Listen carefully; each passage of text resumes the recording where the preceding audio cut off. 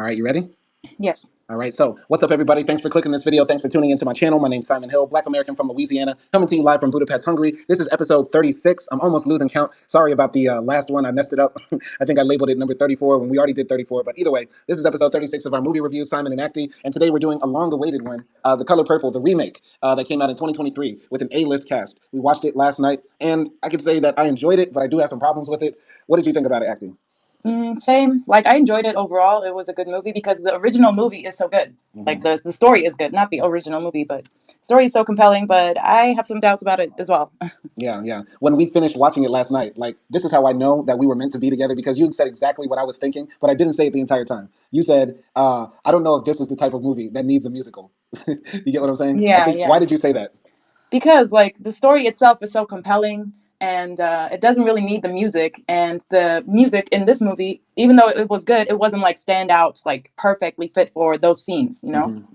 Like, I would prefer this cast to do this movie like just without the music, like super serious, and it's probably will be really good Yeah. because the acting was good overall. You know what I mean? Yeah, But because absolutely. it's a musical, it loses that seriousness. Right. I'm not going to take away anything from the actors or the music in this movie because it was all very good. Like, I'm not going to hate on this movie and say it was bad, like they created something terrible and trash. It's just when you watch the original Color Purple and then you come to this one, there's a different feeling you sort of get. This is like Color Purple for kids, Color Purple for like preteens. And you watch the real Color Purple when you're an adult, if that makes sense.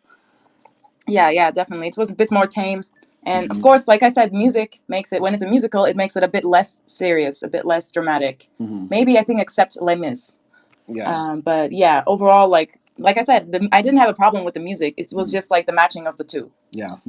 So, for anybody who's listening, we watched the original Color Purple earlier this year. That was one of our first movie reviews. I believe it's like episode 5, 6, or 7. Please go listen to that, where we walked through the entire story. We're not going to walk through the story here as much, but I do want to point out some differences that they made in the script and in the way they told this story. Not to say, oh, they didn't follow it exactly like the way it was before. That's not the point. I feel like when they changed some things in the story, it took away some of the effects that the original story had, like the point it was trying to make.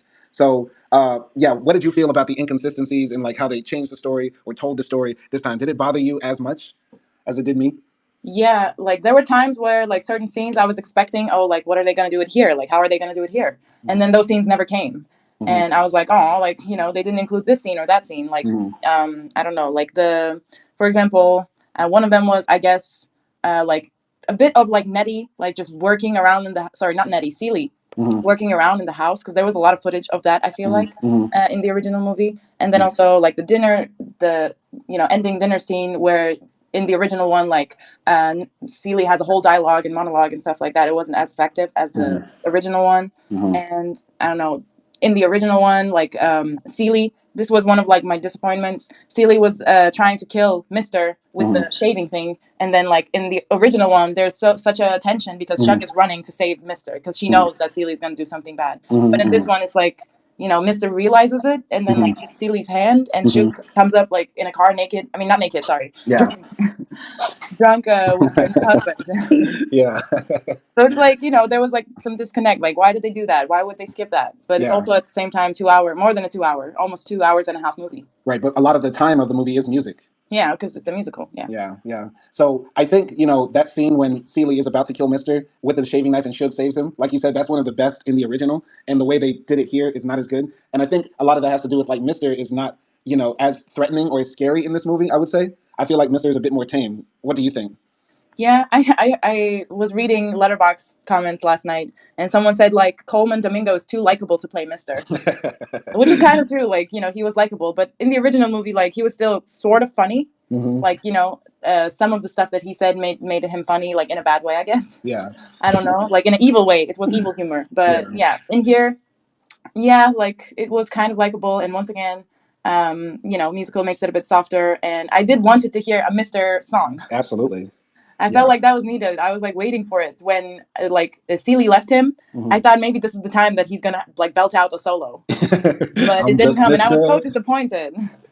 I'm just a sad man, bad man. Like the song is right there. Like it's so ready. It's ready. Yeah, exactly. I'm not a bad man, just a sad man. Like, yeah, it's right there. Yeah, as far as the inconsistencies for me, two things really bothered me. Number one, it's when the scene when Sophia says, "You told Harpo to beat me." And I feel like the way they set Celie up to tell Harpo to beat her in the first movie, it was very cold. It was as if, Celie really believed that women had to be controlled through violence. And in this one, it seems more like Celie was setting Harpo up for failure because she knew that Sophia would whoop Harpo's ass. And so this time, when Harpo comes and says, "You told," no, when Sophia comes and says, "You told Harpo to beat me," Celie gives all this explanation like, "I was jealous of you. I knew that you were strong. I knew that you could take care of yourself, and I just did that to help you," or something like that, right? So yeah, I didn't like how they did that. Also, another thing is later in the movie when Celie finds out that her father died, they take out the parts that where they say that a white mob lynched her father, which goes to show how everything that happened in Color Purple is literally the fault of white supremacy. And in this movie, there is no commentary on the white supremacist racism that is in the atmosphere of The Color Purple. Because in this one, there's just not there isn't any of that except for the old white woman who of course hit Sophia, her husband who hit Sophia and locks her up in jail for 6 years. You get what I'm saying? So yeah, those two things really bothered me. And like you said about Mister not having a song, the one thing that they could have changed in this movie, and the criticism I had for the original Color Purple, is that there was more opportunity to build on Mister. Like give Mister a song, let Mister explain the way he is. But all we really get in this new film is that he plays the banjo, and maybe his father wouldn't let him marry Suge and be an artist like her. So yeah, that's it. Yeah, like I mean, yeah, we know like a little bit of why Mister is like that, like you said. Mm, But I don't know, like if there was a song that talks about his childhood or something, I don't know. mm, It would have been nice, or also like in the original movie if that was a thing. mhm, But yeah, like I don't know, the like some scenes that were missing, it was bothering. Like I didn't mind the new additions that they made, mhm, like how after Celie is like free and goes away from Mister, mhm, they go together to Shug Avery's mansion in Memphis or mhm, Tennessee. mhm, I guess they're in the same place. mhm. But yeah, like I didn't mind like this new stuff that they were adding onto, but I wish they didn't take away like those important scenes as Yeah, well. yeah. It's kind of I don't know. What I mean, those sort of scenes felt a bit like more modern, of course, but I didn't mind them. Right, right. I feel like we're being very highly nitpicky and critical of this film, but we got to make it clear that this is actually a pretty good movie to watch, to look at, to be entertained by. But it's not as serious and moving and heart pulling as the original Color Purple. So, like, I'm bringing that up because when they go to the scene of Suge's mansion, right, it is beautiful. It is lovely. Like, the way it's shot, the way it looks, the way the costumes look in this movie, the cars, the setting, everything, right? But it doesn't give that same vibe, that same feel. Yeah, yeah. Like I said, I mean, I think that's all. Like all of the criticism we are making, I feel like is mostly because of the choice that how they decided to make a musical about this movie. Hmm. And I said this last night. I feel like a Black Panther musical would be very dope instead of Color Purple. But sure, like this movie is good too, and it's like a good movie where you can like sit down with your family, have some popcorn, and watch it like with your children and stuff like Hmm. that. Hmm. Like Hmm. I think it's a good movie for that. It will teach them something, like the kids, and you will like enjoy it and stuff like that. But once again, I'm like, if anybody does it, I said it here first, so you have to copyright me. All right, no problem. I'll even pen the first song. Killmonger says, "Is this your king? Is this your king?" I swear they would be like, it wouldn't like, they would have like hip hop in it as well. It can be rock. I don't know, like it could be so many things. There could be sentimental songs. There could be like revenge duet ish type Hmm. of like songs. It would be really good. But I'm slipping away. Yeah, yeah, no problem, no problem. But speaking of Suge, how do you feel about something that was controversial around this movie? How this version of Color Purple made the relationship between Celie and Suge more romantic and borderline sexual. I feel like this was unneeded. It was unnecessary because in the original film, what gave it that nuance and that feeling is that there is a hint that Suge loves Mister, and that Suge actually knows there is a good part of Mister. But in this movie, they erase Suge having any romance for Mister, like when she says, "I like having sex with Mister" and stuff like that. None of that's there, and she's really making out and kissing on Celie a lot. How did you feel about that? Because I feel like that took away from what they were trying to tell with this story. You know what I mean? Yeah, I mean, I guess it took away from how like Celie wasn't also sure about like what she was feeling. She just knew that she had this sort of love towards Chug, right? Mm-hmm. Maybe it could have been even in the same level, like in the same sense that the love she had for Nettie. Mm-hmm. But obviously, because Nettie is her sister, she's not going to think of her any like sexually. And Shug is someone who's like sexual and confident in her sexuality. That could go that way. Mm-hmm. But in the original movie, we sort of never know if that's their dynamic or if Celie is trying to explore that, if Shug is trying to explore that. Like there's that confusion within the character, so also Mm-hmm. audience is left in the confusion. Right. which Right. is kind of like dope, Hmm. because at the same time, like if you think about that time and a woman feels like that, a woman feels attracted to another woman, they would probably feel like very, confused, and they wouldn't be sure and stuff. Right. So it reflects the time. Right. I didn't mind, like, yeah, I mean, Shug being in love with Mister. Yeah, that was kind of sad that they erased that dynamic. For me, I didn't like it. Didn't bother me that much, but yeah, it's sort of like also reminded me of that South Park quote: "Put a chick Hmm. in it and make it gay." Like they were trying to be relatable to today or Yeah, something. trying to make it modern, inclusive, all of that. Yeah. I could understand that. I mean, there was an opportunity to make other characters like that. I don't know, like Squeak and Sophia. They end up falling in love or whatever. If they really want to be. No, Sophia and Harpo's love is like love, love. That's We love, ship love. them. Yes, we ship them. They end up together. Yeah, they did end up together. I really wonder what happened to Braddock. What was a big neck, the big neck motherfucker that Sophia started dating. Yeah. I don't know what happened to him. Maybe he was so traumatized that Sophia went to jail. Hmm. I don't know. Okay. Buster. Yeah, Buster. Buster. Yeah, that was his name. That was his name. All right. Well, speaking of characters who we can't remember names, let's go over the cast very quickly. So Fantasia Barrino plays Celie, and I don't know if you've heard of Fantasia before. Have you? Yes. Okay, I was just checking because she's not like, I mean, she's a great singer and she had like a few hits like back in the day, but she's not very Yeah. very I well just known. know. I probably know like one or two songs from back in the day. Yeah, yeah, But I don't know. I can't remember right now. yeah, What yeah. was her like most famous song? I got your picture by my window. I see you, and I need you. Da-da-da-da-da. She had like a whispery sort of singing voice. I don't know the exact name of the song right now. It's skipping my mind, but I know the When I melody. See You. Yeah, I think it's called "When I See You." Okay. Yeah, yeah. But yeah, so Taraji P. Henson plays Suge Avery. So speaking of that, let's just stick with them. How did you feel like Fantasia did, and how do you feel like Taraji did on bringing these characters to life? I felt like Taraji was okay. It was weird to see her sing because Hmm. I never saw her sing, and honestly, she doesn't like look like a person who could sing. Hmm. I just always saw her like the fierce woman, fashionista, like that sort of thing. Hmm. And yeah, it was kind of weird, but I overall liked her performance. Like the big scene where she had in the juke joint and stuff like Hmm. that. Like that was really cool. And I was like, okay, like she can move. Hmm. And yeah, that was pretty dope. Fantasia, I liked her solo songs. Hmm. They were like good, I would say. I especially liked the song where like she sings in the beginning where she found her baby in the Okay, shop. okay, that was actually Young Celie was played by Felicia Pearl and Posse, so that's a different actress. Oh, okay. They really look to get like look Yeah, similar, so they made yeah. a good job there. Now it's possible that Fantasia sang that song and the young Hmm. girl, Young Celie, just lip synced it, but Hmm. who knows? I just liked the song, so that was my point. But I like the song there where she's like, walking among the I don't know stone worker prisoners, Hmm. and then she walks along the ladies who are washing, clothes in the river and stuff like that. Hmm. Like yeah, I don't know. I once again, I know like this is Celie's story, Hmm. but they could have took one song from Celie and gave it to Mister. I felt like she sang like six songs or something. I think people might find it a bit strange. Like, why do you really want to see this toxic, masculine, masochist, sadist, get a song? Why do you think it's important? Because I agree with you, but why do you think people should allow Mister to explain himself?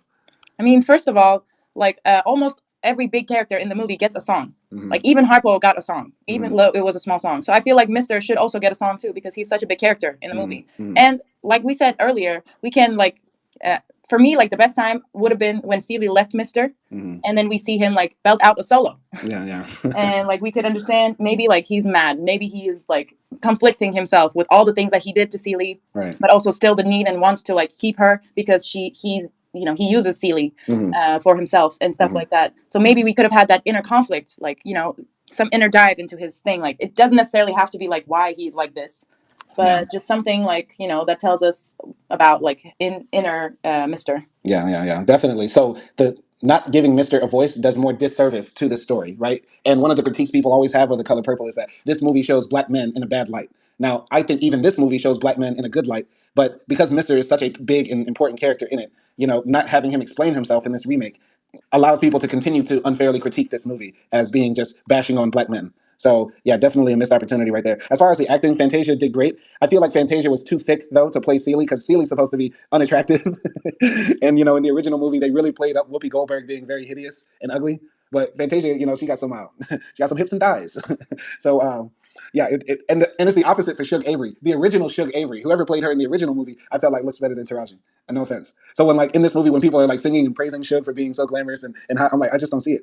But then again, I've never been attracted to Taraji. I grew up watching her. I never thought she was like one of those girls. In my opinion, she's Mm, not one to me. the thing is, like, I love Taraji, and I always thought like she was hot, but at the same time, in this movie, I can see her like aged a little bit. She has Mhm. aged a little bit, and like I used to watch her in Empire, and she does not look the same. Mhm. But at the same time, there's nothing wrong with that, and she could pull this role off still. She can Mhm. still do all the dancing. She can still like wear all the dresses and look good. Mhm. Mhm. So yeah, like I would say congratulations to her. Yeah, yeah. I mean, she is immensely talented, and this movie was followed by a lot of drama around Taraji crying in an interview that she is not getting paid fairly for the work she's done and the work she's put in Hollywood, and she feels like she deserves more pay. And this caused a lot of controversy around this movie, which I think has caused a lot of people to not check for this movie because they think it's just a bunch of drama, a bunch of feminist and LGBTQ messaging in it and stuff like that. And I really hate that this movie got such a bad rap because you shouldn't hate on it because it's about women empowerment. You should hate on it because they changed up this beautiful story so much. That's the problem.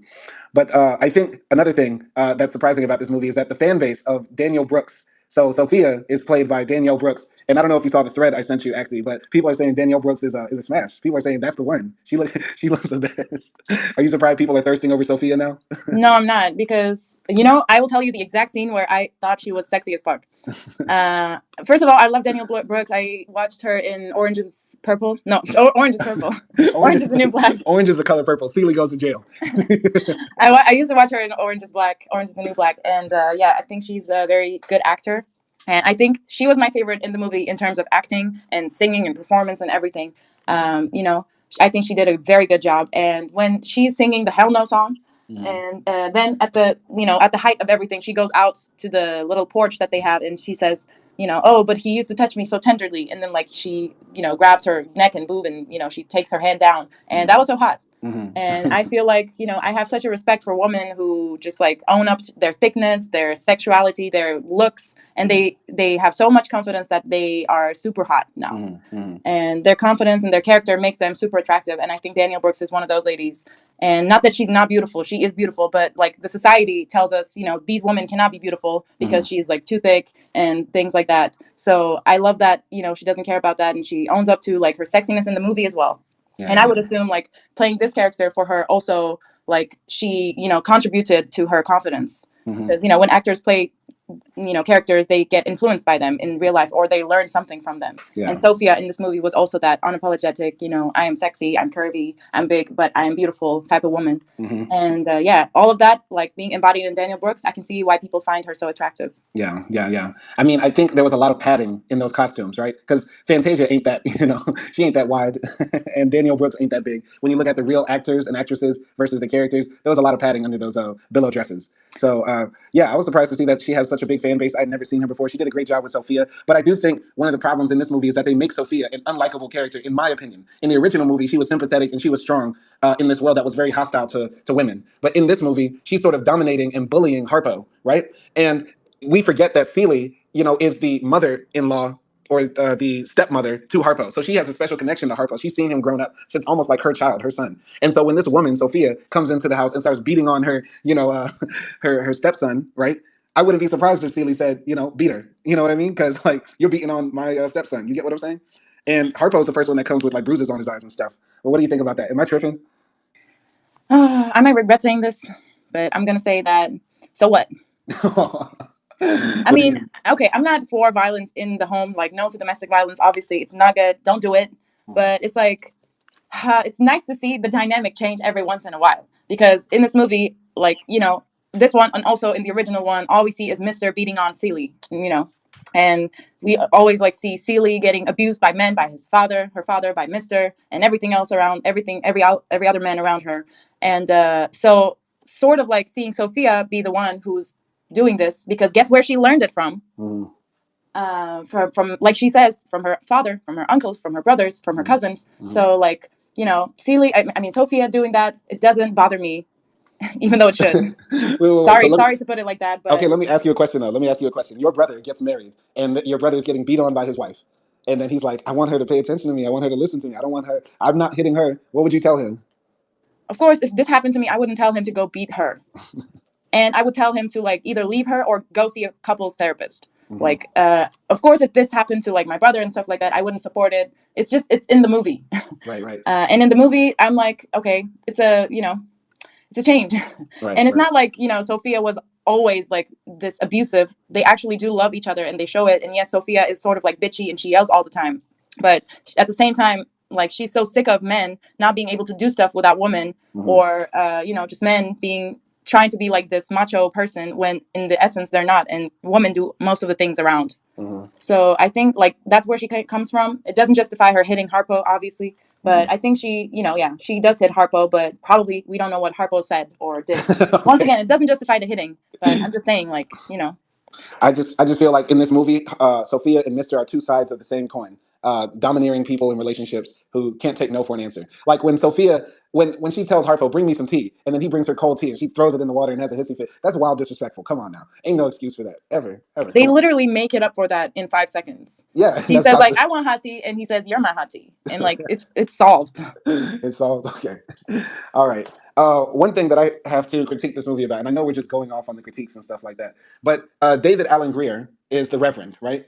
And the Reverend is the father of Suge Avery. And I feel like this movie really, really plays up the gospel aspect of black culture because the very first song in this movie is like, let God make a way or let God show the path or something like that. And throughout the movie, I feel like the pastor had a lot more influence in the story. When in the original, he was like in one or two scenes, and we found out later that Suge is related to the pastor, but it was a big part of this movie. And I feel like it's very strange to have this movie have so much religious influence in it when it's a movie that sort of in the original questions God and questions organized religion because of how much it oppresses women. The Color Purple should be an attack on everything in society that oppresses women, from relationships to sex to men to having children to divorce to religion itself, right? Like, and yet and still in this movie, God is almost ever present. Almost every other scene they're in the church singing, right? How did you feel about that? Because that's one thing that bothered me. Yeah, definitely. I was gonna bring that up too because I felt like every 10 sentences of Fantasia was "I have God in me" or something like that. Mm-hmm. Yeah, like I understand in that time and within like the black community, I would imagine like there is a lot of like religious black people because that's what people turn into in times of like hardship and Mm-hmm. stuff like that, or just in general, like in rural places and stuff. Mm-hmm. People are very religious. But yeah, I didn't like, I mean, I'm not a religious person, so I didn't like that much hinting to like, oh, God is the one showing me the way, Mm-hmm. and God is in me, and it's because of God why I waited for Nettie, Mm-hmm. and all those things. Like I felt like in the original movie, it was really like this personal perseverance, Mm-hmm. like personal hopefulness, positivity Mm-hmm. of Celie that Yeah. like got her through everything. Mm-hmm. And also the women around her after some point, they Mm-hmm. helped her, they modeled for her and stuff like that. Mm-hmm. And with everything like relating to God, it took away from like her own inner strength. Yeah. I feel like in the original movie there was more emphasis on that. Right, right. Definitely. I feel like, playing up the religion part of it definitely takes away from Celie's strength and the strength of all of these women in the story because, it seems like they're always trying to reconcile, with the men who usually have been oppressing them throughout this movie rather than radically challenging them. In the original movie, Suge Avery sort of like marches into the church with an army. You get what I'm saying? Like she's singing the song, like, and the pastor has to accept it because she walks in there singing and says, "No, you will listen to me." But in this one, she sort of like creeps into the church while nobody's around and plays with her father on the piano. So it's not the same feeling. You get what I'm saying? Yeah, definitely. Because like in the original one, it was like it's really hard for this pastor guy to accept her, and we Mm-hmm. see that conflict, and we also see like Suge having like being very proud, Mm-hmm. and there's that conflict with these two people. They're both very proud, but yeah, in this one, it was sort of like, oh, we've come together and we're singing on the piano again. Yeah, yeah, yeah. I have to say, I feel like this Color Purple is like the re-blackening of Color Purple because one of the criticisms of the original, like we spoke about in our live stream, is that people felt like Steven Spielberg made this movie without any hint of blackness, right? And so people have said the Color Purple should have never been made or made by a black director, period. But this movie plays up all of the parts of black culture. I feel like to the detriment of the story. Because, at the scene when Celia is singing, like, I saw my baby, like, why is she singing this in a chain gang? There's no reason for the chain gang to be out there. You get what I'm saying? Or like other parts where they're like singing gospel music and all this sort of stuff. And, the food is there and all this other, the accentuated black speech, right? I feel like in the original Color Purple, there wasn't stuff like Us Home Now or stuff like that. Like there wasn't this accentuated black sense in the speech patterns and in the themes and the songs. But it plays up the blackness of this movie, I feel like, to make up for the fact the original one was very raceless, if that makes sense. You Yeah, follow me?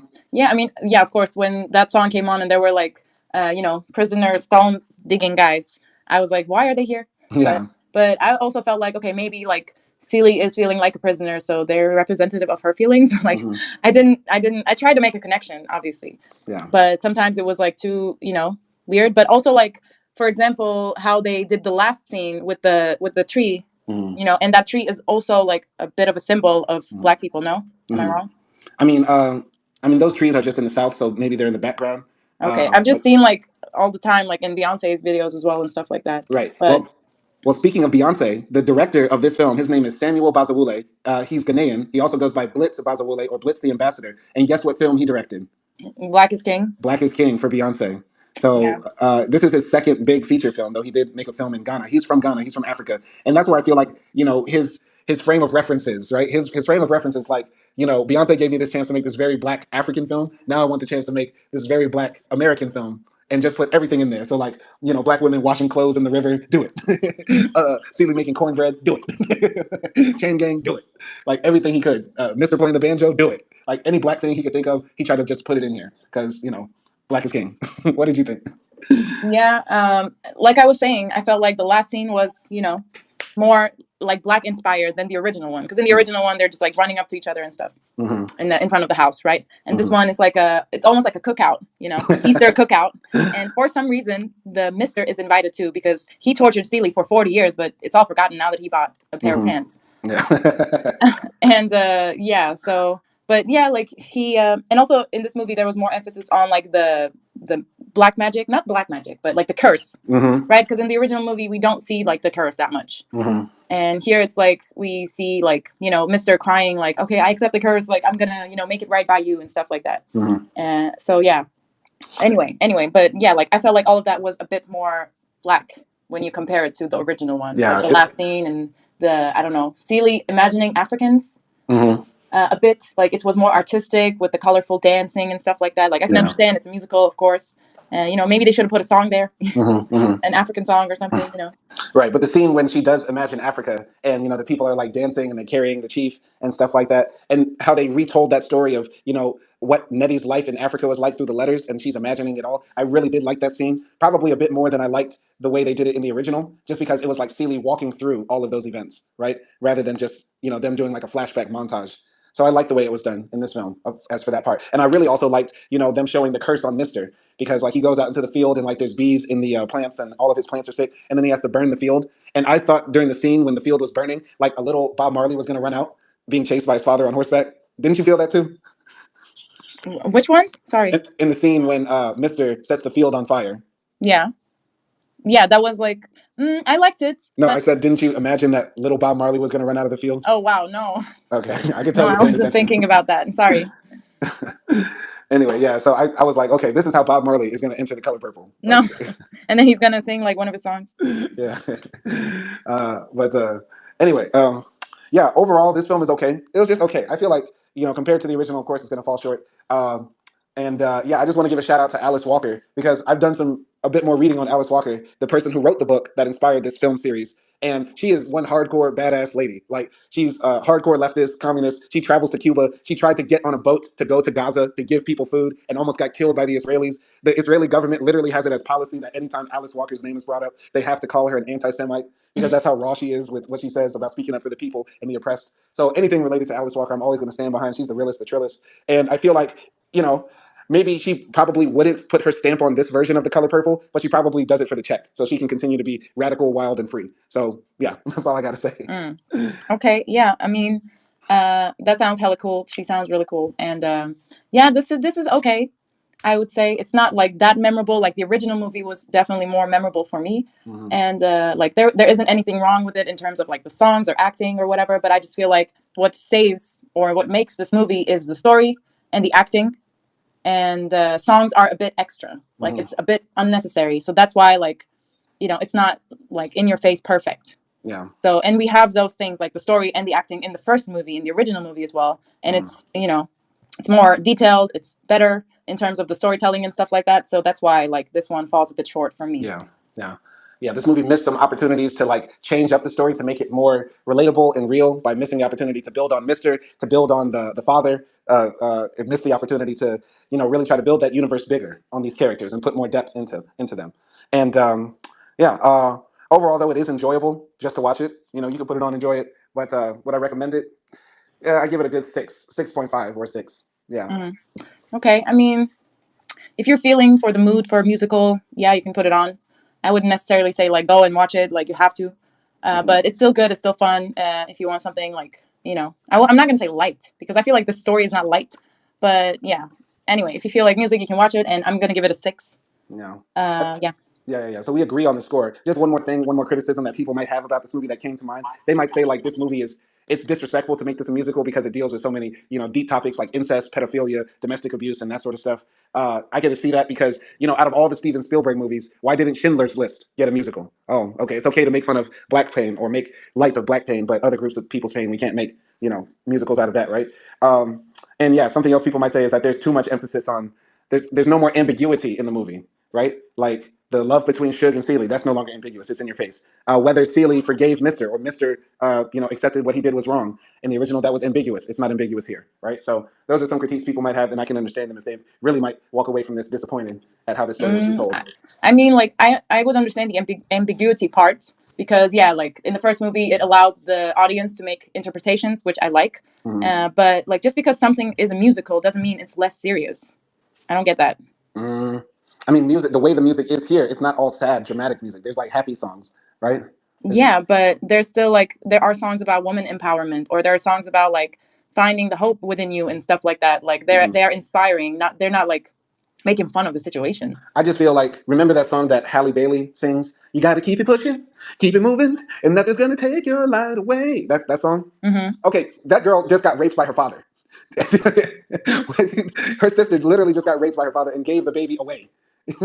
Two babies. Is that really? Are we really singing like right now? Are we really making like a poppy, crappy 2016 hit right now? Is that really what we're doing? I mean, that's how musicals work, and also like that is shown in the original movie. They play around the house. Nettie is teaching Celie how to read and stuff like that. Like, yes, Mm-hmm. of course, that's more meaningful than Mm-hmm. singing a pop song, but there's still like happiness in both movies in there. So Uh-huh. like and that's why Celie loves Nettie as well, like because Nettie always like empowers Celie. But I would argue, yes, we understand that Celie and Nettie have this special relationship where they empower each other, motivate each other. But the moment at the time does not work. Does not work, right? If we were at a funeral, Acty, and then I just turn on I like big butts and I cannot lie. You utter what is like what? Yeah, we're all happy and celebrating this person's life, but is that the time? Is this the time now? You get what I'm saying? And that's what I'm saying. The movie feels out of touch. It's like we're trying to make this funeral arrangement, very lively and jovial. We want people to, do the two step at this funeral. You get what I'm saying? Okay, I just don't see musicals like that, but sure. I I could understand if this musical was had a lot more dramatic songs, but the way Yeah, the but message is done. it Go ahead. can't all be like sad, sappy songs, and that would just like make people depressed. It's literally a drama. You come into a drama expecting to be. You cried during the original Color Purple. So Yes. didn't you expect this one to make you cry too? Yeah, I mean, no. Yeah, I mean, no. What? I mean, I didn't expect this one to make me cry because, yeah, I knew I wasn't gonna cry within the first couple of scenes, and I didn't think about it before watching the movie, honestly. But I don't know, like it's don't you don't have to dig it that deep, like I feel like that's just an unnecessary comment. I feel like musicals, by and large, are more happy forms of entertainment. By and large, when music in and of itself makes people want to dance, be happy, and forget about their problems. But one of the things about Color Purple is that it puts so many very important issues like sexual abuse in families in the forefront, right? And the abuse of women in the forefront. So when we're having this very serious discussion, you play, super bass. You turn on Nicki Minaj's super bass in the middle of this very serious women empowerment meeting. Yeah, but in the original movie, there were times where we laughed or where we felt happy. So it's not like the original movie was only sad and depressing. Like if you remember when the time like Mister was waiting for Suge and he was all like jittery and stuff like that, and we Mm-hmm. laughed at that. Mm-hmm. Or we were feeling happy when Celie and Nettie were like running around the house being funny and stuff Uh-huh. like that. Uh-huh. So just because this one has a happy song doesn't mean it's making fun of the whole theme. I didn't say it was making fun of it, but it makes the theme less serious. I don't agree, but okay. We can agree to disagree. Okay. All right. So, well, this has been episode 36 of Simon and Acting Movie Reviews. Not a lot to say about Color Purple. Worth a watch if you just want something entertaining, but definitely watch the first one before the second one, if ever. And yeah, stay tuned for more reviews and peace.